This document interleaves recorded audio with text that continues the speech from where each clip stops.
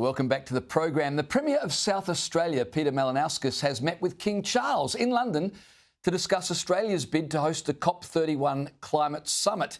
Here to discuss this and more, the Environment Editor at The Australian, Graham Lloyd. Graham, thanks for coming on the program. Now, to be fair, the South Australian Premier also signed an agreement with Rolls-Royce to help with the AUKUS submarine deal. I'll talk to you about that in a moment.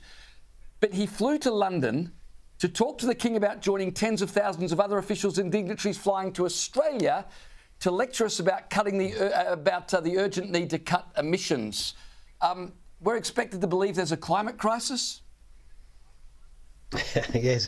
Hello, James. Well, it's one of those things about the climate gatherings that emissions emitted in the pursuit of good intent seem to be okay, which is remarkable if you think is that what it is?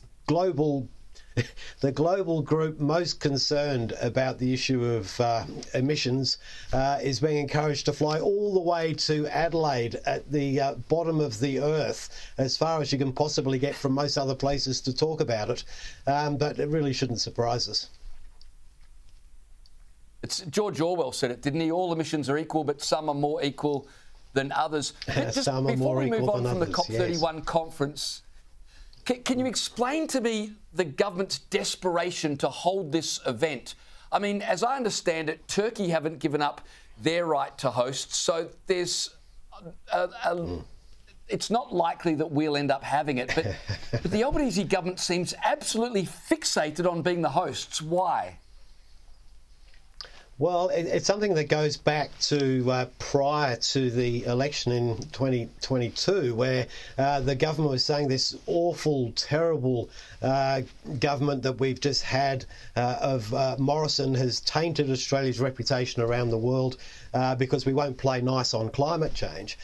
So Labor is going to change all of that, and a visible demonstration of it will be, we'll host this conference, everyone will applaud, we'll bring in the South Pacific nations to jointly host it so we can mend relations with them and share their pain, and it will create a new atmosphere.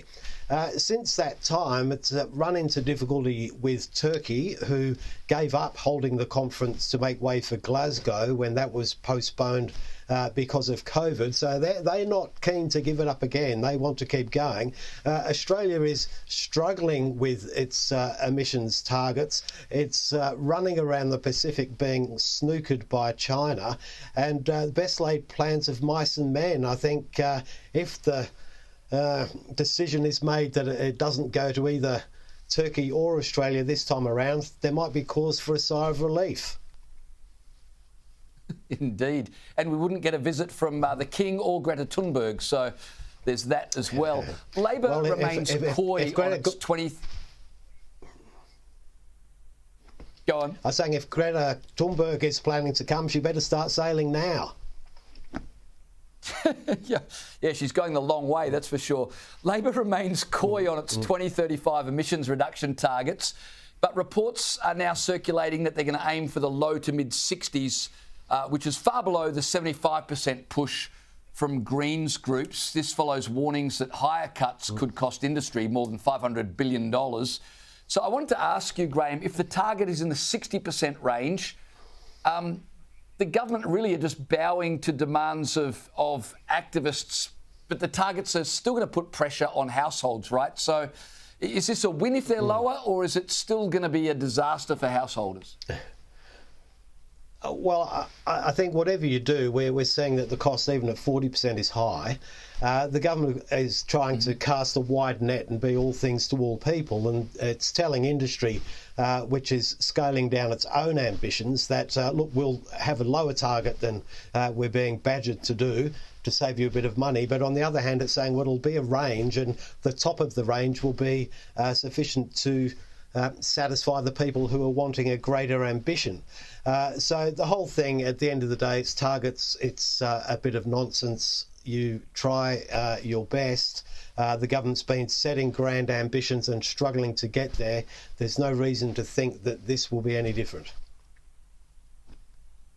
Yeah, I suspect you're probably right. Just lastly, timber workers have accused the Minns government of abandoning rural communities with its plan for a Great Koala National Park.